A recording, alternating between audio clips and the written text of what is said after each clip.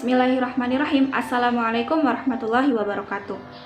Perkenalkan, nama saya Meritri Apriliawati. Saya dari jurusan Pendidikan Guru Madrasah Ibtidaiyah, Fakultas Tarbiyah dan Keguruan, kelas 3B. Baik teman-teman, di sini saya akan menjelaskan mengenai tugas media pembelajaran, di mana saya membuat LKS non-eksperimen poster. Di sini saya mengambil pelajaran matematika kelas 2 SD atau MI semester ganjil dengan tema atau materi pokok yaitu uang berupa pecahan mata uang, logam, dan kertas. Serta kompetensi dasarnya yaitu menjelaskan nilai dan kesetaraan pecahan mata uang. Dan indikatornya yaitu siswa dapat menyebutkan nilai dan membandingkan nilai dari pecahan mata uang, logam, dan kertas berdasarkan gambar yang terdapat pada poster dengan benar dan tepat.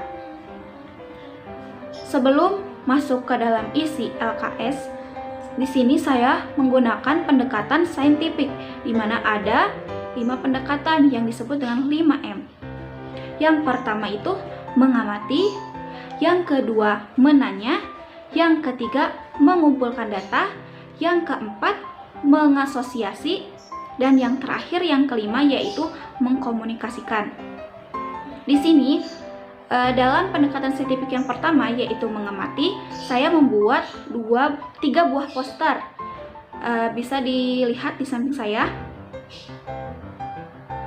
Nah, poster yang pertama itu adalah penggambaran mengenai uang-uang yang akan saya kenalkan. Belum saya jelaskan.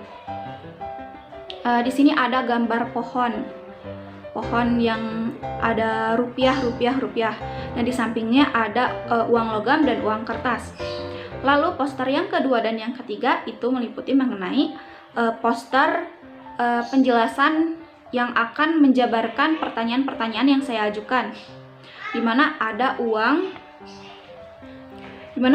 logam, pecahan mata uang logam.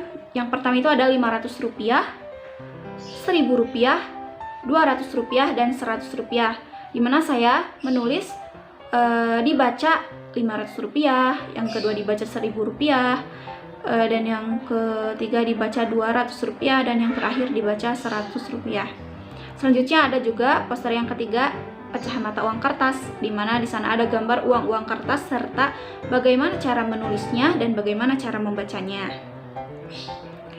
Oke, selanjutnya ke pendekatan saintifik yang kedua yaitu menanya. Di sini saya mengajukan pertanyaan-pertanyaan yang sesuai dengan poster di atas. Dimana yang pertama itu ada berapakah jumlah uang logam pada poster di atas? Yang kedua, ada berapakah jumlah uang kertas pada poster di atas? Dan yang ketiga, benar atau salah uang 500 rupiah dibaca 500 rupiah?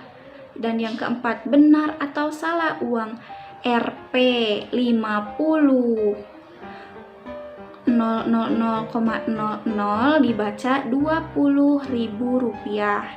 Tuh. Nanti oleh siswa kelas 2 bisa dijawab berdasarkan poster-poster yang saya buat di atas. Lalu selanjutnya ada pendekatan saintifik dengan menggunakan mengumpulkan data, di mana saya memberikan instruksi kepada anak-anak untuk membaca buku sumber siswa kelas pada tema 3 di kelas 2 yang saya gunakan untuk membuat soal-soal berikut. Itu di halaman 7 dan halaman 22-23 mengenai uang logam dan uang kertas. Tentunya seperti itu. Lalu kemudian saya menggunakan pendekatan saintifik dengan mengasosiasi, yaitu dengan memberikan pertanyaan-pertanyaan yang sesuai dengan buku yang telah mereka baca atau mereka pahami. Dimana saya di sini menggambarkan kembali uang-uang yang akan mereka jawab sesuai dengan pertanyaan saya ajukan. Dimana ada uang 100 rupiah contohnya, misalkan di sini.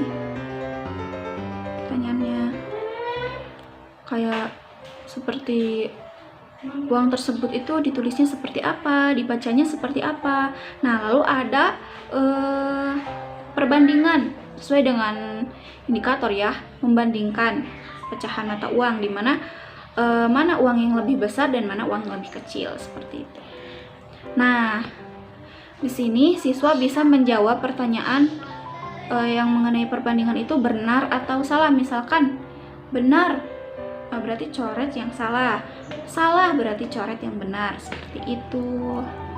Nah, selanjutnya ada tahap mengkomunikasikan yang terakhir, di mana siswa setelah menjawab pertanyaan-pertanyaan yang saya ajukan, siswa dapat mempresentasikan hasil pekerjaannya di depan kelas, lalu teman-temannya dapat mengajukan pertanyaan kepada siswa yang mempresentasikan hasil pekerjaannya di depan, seperti itu. Kurang lebih seperti itu. Mohon maaf apabila ada kesalahan dan kekurangan, karena kesempurnaan hanya milik Allah Subhanahu wa taala. Saya mengharapkan koreksi dari teman-teman sekalian dan para dosen, khususnya dosen mata kuliah media pembelajaran. Sekian dan terima kasih. Wassalamualaikum warahmatullahi wabarakatuh.